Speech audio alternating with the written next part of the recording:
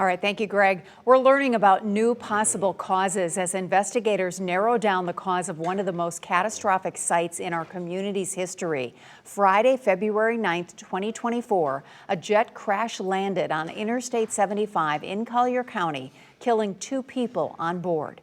Wink News reporter Maddie Herron is here with where investigators are focusing. She joins us in the studio. And Maddie, you went through those new documents from the National Transportation Safety Board. What did you learn? Well, Lois, I want to make it clear we do not have the final report. The NTSB released preliminary documents that paint a picture of what could have gone wrong in this tragic crash landing on I-75 last February.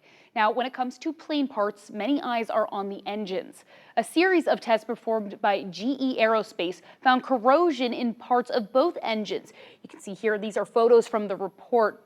The corrosion was described as extensive in certain parts. Now, these photos are of the engine. You can see these circles, these red squares here. That is where they're indicating corrosion was found. The tests also found slower than normal responses in systems that alter the plane's airflow when the jet's in flight. So what about jet fuel? Well, they investigated that as well. We're looking at pictures of samples of jet fuel that were taken from the wreckage and taken to FAA research labs. These photos show some of those samples. You can see they are clear right here. And NTSB says these tests showed the fuel samples were clean and did not detect contamination.